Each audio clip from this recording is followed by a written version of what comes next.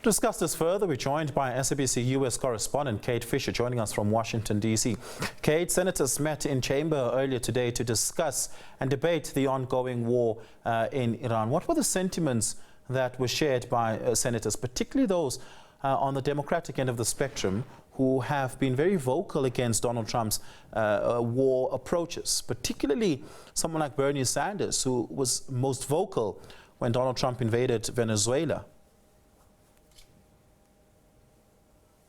Yeah, absolutely. You have Bernie Sanders. You also have Senator Tim Kaine of Virginia, who is another vocal critic. He is the one that brought this war powers resolution vote to the Senate floor. He has said that simply this war in Iran is illegal. The Democratic senators believe this is unconstitutional, that Donald Trump does not have the right to declare war and to indeed start a war on another country without congressional approval.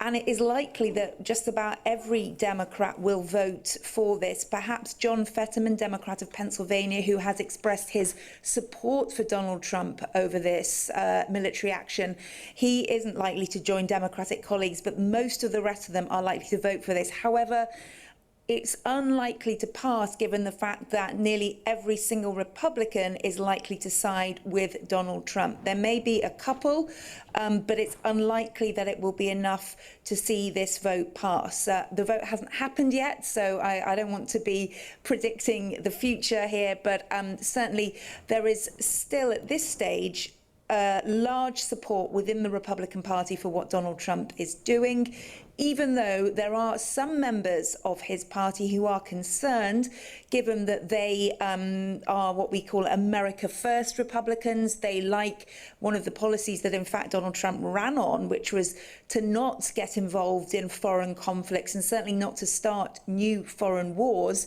And they believe that he's going against that by this action in Iran, and they are uncomfortable with this. Whether they're uncomfortable enough to vote against it is yet to be seen. There are also those Republicans who are up for re-election, those Republican lawmakers who are up for re-election in November's midterm elections, and they know that this war is unpopular, according to opinion polls, with most Americans, and they know that they're going to have to answer questions with voters as they head out on their campaigns later this year. What would the implication be if the resolution passes? Well, if it passes, although I think it's unlikely that it will, it would put a constraint, a public kind of the voice of the people's representatives in the on Capitol Hill saying that they don't want the president to continue with this action.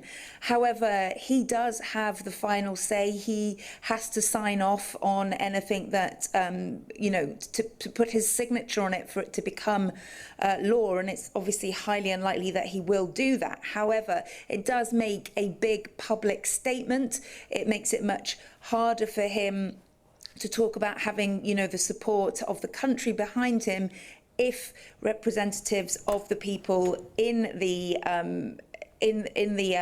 lawmaking branch have voted against it. So although it won't have the power to stop him necessarily, it will be embarrassing publicly for him, and it will be a real marker when people look back in history about what happened at this particular juncture. It also serves the purpose that all those lawmakers have to go on the public record to say which side they came down on, whether they supported this military action or did not, will be recorded publicly.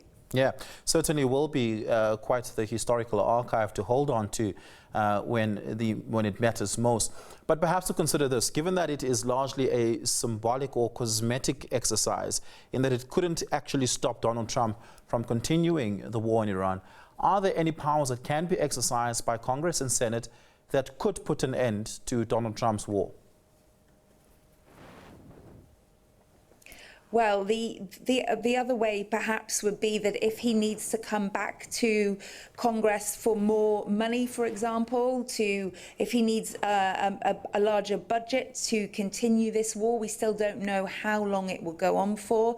We're getting mixed messages from the Trump administration on that. Pete Hegseth, the Defense Secretary, saying today it could be 4 weeks, 6 weeks, 8 weeks, 3 weeks. But we do know that they are at the moment sending more planes to the Middle East, more US warplanes, and it certainly doesn't look like it's going to stop anytime soon. So if it came to the point where they needed more funding, then that's where Congress again has to come in, because it has to approve those funds, and that could set up another